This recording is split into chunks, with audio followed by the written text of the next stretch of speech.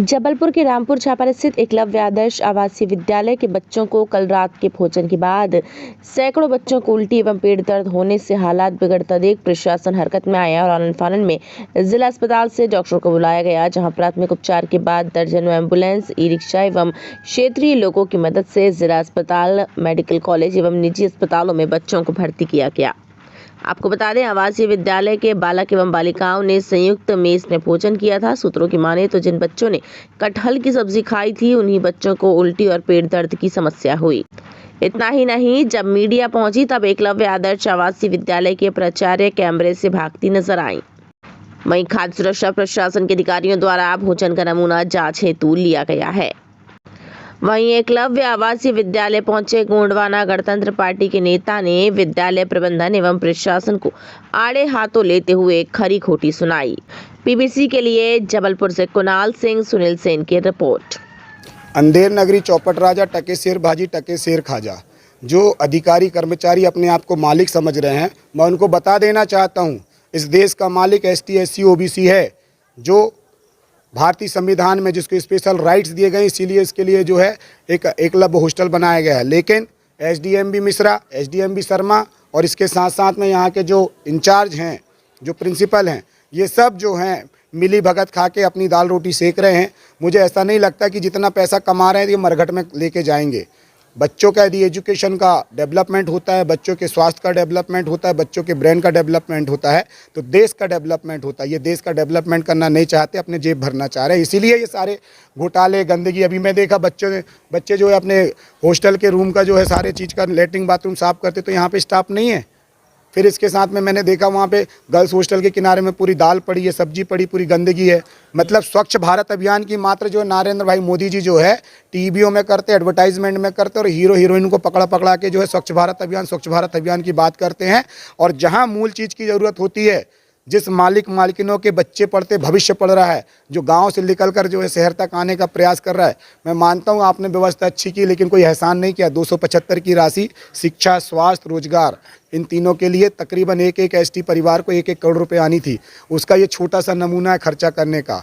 दूसरा चीज़, जो world health organisation है, वर्ल्ड हेल्थ ऑर्गेनाइजेशन के तहत जो 24% कैलोरीज मिलना चाहिए हर छात्रावास में, हर गरीब बच्चे को, हर गरीब व्यक्ति को, तो उसका भी ये रेशो पूरा नहीं करते हैं। दाल में मिलावट, चावल में मिलावट, रोटी में मिलावट, दूध में मिलावट। आप मानते इस तरह की जांच के लिए टीम गठित करनी चाहिए, कमेटी खड़ी जांच के लिए टीम गठित क्या करनी चाहिए? ब्यूरोक्रेसी यदि अपना काम करता तो टीम की जरूरत नहीं पड़ती है। क्या SDM सप्ताह में एक बार नहीं आ सकता?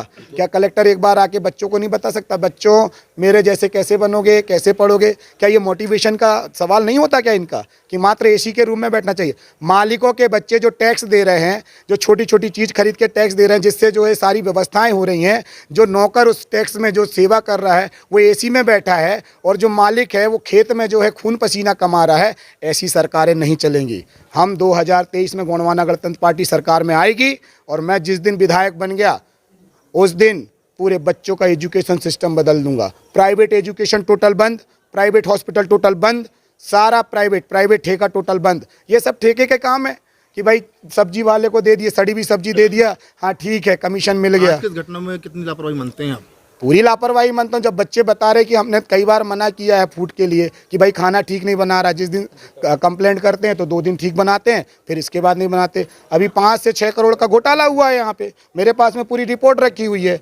दूसरा चीज़ ये कि जब ट्राइबल का हॉस्टल है तो ट्राइबल टीचर रखने में क्या दिक्कत है, ट्राइबल का हेड रखने में क्या दिक्कत है? मतलब जगह ट्राइबल की, नाम ट्राइबल का, और पैसा कमाए सामान्य वर्ग, ये बर्दाश्त नहीं होगा। जैसे भी सुनने में आ रहा है कि प्रचार भी कोऑपरेट नहीं कर रही है। कोई कोऑपरेट नहीं कर रहा है, प्रचार कोऑपरेट नहीं कर रही है, मीडिया को देख के भाग रही है। मीडिया को देख के भाग रहे हैं। दूसरा चीज़ क्या है, अभी SDM साहब को ही मैंने उनकी औकात दिखा दी है कि आप क्या हो, ब्यूरोक्रेसी हो, मैं डेमोक्रेसी हूँ, मैं देश के मालिक के द्वारा चुन के जाता हूँ, इसीलिए मेरी बात का जवाब आपको देना पड़ेगा, और मेरे से ऊंची आवाज़ में बात नहीं कर सकते। आपका शुभ नाम? मेरा शुभ नाम राधेश्याम काकोड़ी है, गोंडवाना गणतंत्र पार्टी से प्रदेश प्रवक्ता हूँ, प्रदेश कार्यालय प्रभारी, परिषद का प्रदेश अध्यक्ष भी बना हूँ, प्रदेश संयोजक बना हूँ। तो मैं इनकी ईंट से ईंट बजा दूंगा। अभी इसके बाद आप यहाँ से जाने का अगला कदम क्या होगा आपका? अगला कदम, अभी मैं हॉस्पिटल जा रहा हूँ, हॉस्पिटल में देख रहा हूँ कि कितनी साफ सफाई रख रहे हैं। नहीं तो हॉस्पिटल में CMO HO की भी जो है ना बैंड बजाऊंगा, उनको नहीं पता है। कितने बच्चे एडमिट हुए हैं? अभी तकरीबन 150 से 200 के आसपास में बच्चे एडमिट हुए हैं। दूसरा चीज़ है, मैं एक चीज़ देख रहा था कि बच्चों को अभी बता रहे कि नहीं बच्चों को रखना है। जब ये जो स्टाफ खड़े होकर देख रही थी तो इनको हेल्प नहीं करनी चाहिए थी। सब खड़े होकर सच धज के जो पूरा का पूरा जो है, यहाँ से अगला कदम आपका हॉस्पिटल? मैं हॉस्पिटल जा रहा हूँ। हॉस्पिटल में पूरा भी जाँच करूँगा, चेक करूँगा। यदि व्यवस्था अच्छी नहीं होगी तो फिर जो है ऊपर लेवल में भी बात की जाएगी इसको लेकर। आदिवासी छात्रावास में आए हूँ। यहाँ पे सभी बच्चियों को यानी कि फूड पॉइजनिंग की समस्या है। सभी को सीवियर एसिडिटी हो रही है और गैस के कारण से उल्टी हो रही है पेशेंट को। जितने बच्चे सब घबरा रहे हैं, एक बच्चे को देख के दूसरा बच्चा घबरा रहा है। और जो फाइंडिंग्स मैंने की है और फाइंडिंग से सबको एसिडिटी हो रही है, बहुत तेज पेट में जलन हो रही है और जिस कारण से ऊपर तक उल्टियाँ हो रही है। तो कितने बच्चे अभी लगभग मैंने 50 से 60 बच्चे देख चुका हूँ और काफ़ी एम्बुलेंस बच्चे मेडिकल तो और भेजे जा चुके हैं। अभी लगभग 170 बच्चे जा चुके हैं यहाँ से। क्या कारण सामने आया है food poisoning? Sir, food poisoning का कारण अभी जो बच्चों से जानकारी ली है, जो अपने हिस्ट्री ली है, तो बोले खाना खाने के बाद ही बच्चों को तकलीफ हुई है। खाना किया गया है? हाँ, खाने की सर लापरवाही है। खाने की लापरवाही से ऐसा हुआ है और जो बच्चों ने खाना नहीं खाया उनको किसी प्रकार की कोई तकलीफ नहीं हुई है। जी सर, मैं डॉक्टर वीरेंद्र साहू। लगातार ऐसी शिकायतें आ रही हैं बच्चों के साथ इसमें वाला। अब मुझे नहीं मालूम कि वहाँ पे जो बच्चे हैं 40 बच्चों की जानकारी लगी कि उन लोगों ने भोजन किया, उसके बाद सबकी बेहोश होने लगे और कुछ लोग खून की उल्टी भी कर रहे हैं और कुछ वॉमिटिंग भी कर रहे हैं। अब कारण नहीं मालूम है क्या हुआ, लेकिन जो ये पूरे जो एकलव्य स्कूल है इसके प्रिंसिपल और वहाँ के भी जो माँ साहब लोग हैं उनकी अनियमितता के कारण ऐसा हुआ है और बहुत बड़ी घटना है ये और शर्मसार करने वाली घटना है। तो इसकी जांच होना चाहिए और जो इसमें अनियमितता में पाए जाएंगे इन पे कार्रवाई होना चाहिए जल्द से जल्द। नहीं तो हम लोग की तरफ से, हम लोग की भी क्षेत्रीय पार्षद हैं और हम लोग का दायित्व बनता है इनकी और बच्चों की ओर देखना। और पूरे मध्य प्रदेश से कई कोनों से ये लोग आए हैं और ये लोग यहाँ पढ़ रहे हैं और हमारे वार्ड के अंतर्गत ये एरिया आता है, इसलिए हम लोग बहुत इसमें हमारा कहना है इस पर कार्रवाई, बहुत सघन कार्रवाई होना चाहिए। शंकर शाहनगर वार्ड के अंतर्गत ये एकलव्य छात्रावास है। इस छात्रावास में हर जगह जिले से लोग आके पढ़ रहे हैं और जो मैं वहाँ पे उपस्थित हुआ तो जो मुझे जानकारी लगी तो मैंने देखा कि वहाँ बहुत ही अनियमितता से बात करी जा रही थी और वहाँ जो प्रिंसिपल है और उनकी बेटी, उनका कहना है कि मेरा सब सेटअप वहाँ पे हो गया, आप जाके वहाँ पे व्यवस्था कर लो, आप चले जाओ वहाँ पे। मैंने कहा मेरी भी बात हुई है, ये हमारे साथी पार्षद अनुपम जैन जी, ये बाजू के वार्ड के पार्षद है दिनेश गुड्डू तामसेतवाल। क्या हुआ था वहाँ पे लड़कों ने खाना खाया और खाना खाने के 10 बाद उल्टी करने लगे लड़के। कुछ लड़कों को खून की उल्टी भी हुई है। क्या खाया था? कटहल की सब्जी खाया हम लोग। कितने बच्चे हो?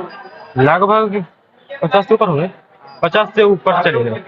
कहाँ की घटना है? ये रामपुर छापा TG एकलव्य आदर्श आवासीय विद्यालय हॉस्टल का। तो कोई जिम्मेदार? अब वही अधीक्षक बोल सकते हैं, खाना बनाने वालों का। मेरा नाम राहुल भलावी। रामपुर छापर में एकलव्य आदर्श आवासीय विद्यालय है जिसमें बॉयज़ और गर्ल्स दोनों के हॉस्टल हैं। आज शाम को रात्रि के भोजन में रोटी सब्जी चावल दाल बना था जिसमें सब्जी कटहल का है और खाने के बाद कुछ बच्चों को उल्टी की शिकायत हुई है तो जिसके कारण उनको हॉस्पिटल में शिफ्ट किया गया है। लेकिन वहीं बहुत से बच्चों ने खाया है, उनको हुआ भी नहीं है, कुछ नहीं हुआ है। सर लगभग कितने बच्चे हैं जो लगभग अभी अनुमानित लगभग 70 से 80 बच्चों को हॉस्पिटल में भेजा गया है। सर मुझे खुशी की बात ये भी आ रही है कि 4-5 बच्चे वापस आ गए हैं और कुछ बच्चों को प्राथमिक उपचार के बाद वापस भी आ गए हैं। तो सर इसमें जो भी लापरवाही है उन पर दोषियों पर कार्रवाई अभी हम इसकी जांच कर रहे हैं। फूड के ऑफिसर आ रहे हैं, सैंपलिंग लेंगे, उसके बाद प्रॉपर उसकी चेकिंग होगी, जांच होगा, तब कुछ किसी निष्कर्ष पे पहुंच पाएंगे। सर एक छोटा सा जो यही आरोप हमेशा लगते आ रहे हैं, बाहर में तो पता चल रहा है कि कभी यहाँ पे जांच किसी प्रकार की नहीं होती, कोई आधिकारिक तौर पे नहीं आता। सर इसके लिए कुछ नहीं, यदि ऐसी बात है तो ये लापरवाही है। इसमें हॉस्टल के जो भी अधीक्षक वगैरह हैं इनको नियमित रूप से यहाँ जाँच करते रहना चाहिए और इसको हम आगे ध्यान रखेंगे। जी भैया, बच्चों को फूड पॉइजनिंग रामपुर मांडवा के पास आदिवासी छात्रावास में बहुत सारे बच्चों को फूड पॉइजनिंग हुई। ऐसा वो बता रहे हैं कि कटहल की सब्जी खाई थी, उसके कारण उनको फूड पॉइजनिंग हुई है। 100 से ज़्यादा बच्चे मेडिकल कॉलेज में हैं, कुछ विक्टोरिया में भी हैं, अन्य आदित्य और प्राइवेट हॉस्पिटल में भी हैं। चूँकि इतने ज़्यादा संख्या में लोग बच्चे परेशान हुए तो सारी व्यवस्थाएं भी चरमराई। मेडिकल कॉलेज में हालांकि जो बच्चे अभी मैं देख के आ रहा हूँ बेहतर स्थिति में लग रहे हैं और ईश्वर से यही प्रार्थना है कि जल्द से जल्द ये हमारे बच्चे ठीक हो जाएं। क्यों हुआ, कैसा हुआ, इसके पीछे क्या कारण है वो बात की बात है। सबसे पहली प्राथमिकता है कि हमारे सारे के सारे बच्चे स्वस्थ होके और वापस अपने छात्रावास या अपने घर जाएं, ये हम लोगों की सबसे पहली कोशिश है। जी हाँ, विक्टोरिया अस्पताल में भी अभी तक 35 से अधिक हमारे बच्चे वहाँ पे जो एडमिट हुए हैं जो फूड पॉइजनिंग का शिकार है। और यहाँ मेडिकल कॉलेज में एग्जैक्ट गिनती तो जो एक्चुअली नहीं पता, पर भारी संख्या में बच्चे यहाँ पर हैं। मुझे ऐसा लग रहा है, जो मैं देख रहा हूँ अंदर, लगभग 70-80 बच्चे वहाँ पर जो फूड पॉइजनिंग का शिकार हुए वहाँ पर हैं। बहुत अफसोस होता है कि हम बड़ी बड़ी बातें तो करते हैं, पर जब ये परिस्थितियाँ वहाँ बनी, ये तो सबसे महत्वपूर्ण विषय ये है कि फूड पॉइजनिंग क्यों हुई। डॉक्टर्स का ये कहना है प्राथमिक तौर पर जब वो उपचार कर रहे हैं, मेरी CMHO साहब से भी बात हुई, यहाँ सुप्रिटेंडेंट साहब से भी बात हुई, अन्य डॉक्टर्स से भी बात हुई, उनका ये कहना है कि बहुत ज़्यादा प्रदूषित सड़ा हुआ खाना था जो बच्चों को दिया गया, जिसके कारण ये परिस्थितियाँ बनी। और जब ये परिस्थितियाँ बनी और मैं खुद जबलपुर के बाहर था, मैं आ रहा था जबलपुर की तरफ, मुझे पता चला, हमने अपने सब अधिकारियों को फ़ोन किए, अस्पतालों में फ़ोन किए, पर प्रशासनिक लापरवाही ये देखिए कि एम्बुलेंस भी नहीं थी कि बच्चों को जो वहाँ बीमार हो रहे थे, जो बेहोश हो रहे थे, उनको अस्पतालों तक लाया जा सके। ई-रिक्शा में डालकर, अपनी गाड़ियों में, स्कूटर में बिठाकर हमारे साथी उन बच्चों को लेकर, जिनको बन सका विक्टोरिया लेके गए, मेडिकल लेकर आए। लगातार भैया उस छात्रावास की जो कंप्लेंट्स आ रही हैं, भ्रष्टाचार भ्रष्टाचार भ्रष्टाचार, कमीशनखोरी, इसके अलावा और कुछ नहीं है। कई बार ये मामला विधानसभा में भी उठा, अन्य फोरम पर भी उठा। इसके पहले भी बच्चों की शिकायतें आई। मैंने खुद कलेक्टर महोदय को इसके पहले बताया था कि बच्चों के साथ दुर्व्यवहार हो रहा है। पूरे मध्य प्रदेश के मुझे अभिभावकों का बच्चों के फ़ोन आया कि हमारे बच्चों को निकाला जाता है, और अगर वो शिकायत करते हैं तो उनको ये धमकी दी जाती है कि तुम्हें हॉस्टल से और छात्रावास से बाहर कर दिया जाए। और वो पहल करके हमने कि जब उन बच्चों को निकाला जा रहा था, बहुत सारे अभिभावक आए, वो डर रहे थे मुझे ये बताने में कि अब हम अपना नाम भी नहीं बताएंगे, एक चिट्ठी भी नहीं लिखेंगे कि अगर हम शिकायत करेंगे तो हमें निकाल देंगे। जब मैंने उनको ये आश्वासन दिया कि हम ऐसा नहीं होने। ये रामपुर में मांडवा क्षेत्र में एकलव्य छात्रावास है, शंकर साहब वार्ड के अंतर्गत आता है। वहाँ पर अभी 7 बजे खबर लगी कि बच्चे बहुत ज़्यादा बीमार हो गए हैं, और माननीय विधायक तरुण मनोहर जी के पास खबर गई, उनके द्वारा फ़ोन आया कि वहाँ पर जाकर देखिए क्या स्थिति है। तो बच्चे वहाँ पर लेटे हुए थे पूरे, उनकी कोई सुनने वाला नहीं था। तुरंत हमारे पार्षद जी वहाँ पहुँचे, गुड्डू भैया, उन्होंने एम्बुलेंस करा के सब बच्चों को यहाँ शिफ्ट कराया है। और अभी 100-125 बच्चे आ गए हैं। और अभी देखिए आप, ये बच्चे प्राइवेट हम लोग अपनी गाड़ियों से भी बच्चे ला रहे हैं यहाँ पे, और अभी छात्रावास की तरफ से या किसी तरफ से कोई यहाँ पे उपस्थित नहीं है। यहाँ पे आप देख रहे हैं बच्चे खुद सामने खुद बॉटल पकड़ के आ रहे हैं। देखिए आप, कपड़े उतारे, इनकी कोई देख रेख नहीं की जा रही। अभी मैं पार्षद अनुपम जैन यहाँ पे। हाँ, सूचना प्राप्त हुई कि रामपुर छापर स्थित जो एकलव्य हॉस्टल है, स्कूल है, इसमें कुछ बच्चों को फूड पॉइजनिंग के कारण तबीयत खराब हुई है। तो तत्काल पुलिस भी आई, प्रशासन भी आया, और मेडिकल फैसिलिटी उपलब्ध कराई गई। इनको बच्चों को भी हॉस्पिटल में एडमिट कराया गया है, और जैसे भी जो भी जांच होगी इस प्रकार से कार्रवाई की जाएगी। रामपुर मांडवा बस्ती में, रामपुर मांडवा बस्ती में जो आदिवासी छात्रावास है, तो उसमें जो छोटे छोटे बच्चे हैं, बच्चियां हैं, बेटियां हैं, बेटे हैं, और शाम को अभी उन्होंने कुछ देर पहले जो भोजन किया, कहीं ना कहीं वो विषाक्त भोजन था। और उसके चलते अभी जब मैं मेडिकल कॉलेज आया हूँ तो लगभग 60 से 70 बच्चे यहाँ पर एडमिट हैं, जिसमें जो अभी जानकारी आई है कि उसमें लगभग 2-3 बच्चों को छोड़कर बाकी सारे बच्चे ठीक हैं। तो लगातार प्रशासन काम कर रहा है अपना, और उसमें अधिकारियों ने निर्देशित किया है, कलेक्टर को भी बोला है, उससे बातचीत की है, उसमें कलेक्टर से ही बातचीत की है, और उनको आग्रह किया है कि एक बार ज़रा सख्ती के साथ प्रशासन यहाँ पर जो हॉस्पिटल के लोग हैं, हालांकि सारे डॉक्टर्स गंभीरता के साथ, सारी स्टाफ लगा हुआ है, और थोड़ा गंभीरता के साथ प्रयास करने की ज़रूरत है। और कलेक्टर साहब से मैंने आग्रह किया है, बोला है उनसे कि जो पुलिस जो वहाँ के अधीक्षक हैं और वहाँ के भोजन की जांच कराई जाए, जो लापरवाही हुई उन पर सख्त कार्रवाई की जाए, उनको किसी भी कीमत पर बख्शा नहीं जाए, क्योंकि ये छोटे छोटे बच्चों को भविष्य का सवाल है। होता ही है कि बहुत सारी लापरवाहियाँ होती हैं, जो अधीक्षक होते हैं या जो वहाँ के जिम्मेदार अधिकारी होते हैं, वो कहीं ना कहीं जिम्मेदारी से पूर्ण नहीं करते, उसके कारण से आज बड़ा हादसा होते हुए टला है। तो मैं समझता हूँ कि निश्चित रूप से इसको कम न करना चाहिए। अपने आसपास की हर छोटी बड़ी खबर देखने के लिए हमारे चैनल पुलिस ब्यूरोक्रेट्स न्यूज को बेल आइकन दबाकर सब्सक्राइब करें, जिससे आपको हर खबर समय से मिलती रहे। अधिक जानकारी के लिए हमसे संपर्क करें। हमारे कॉन्टैक्ट नंबर हैं 9039011886 एवं 9770229999।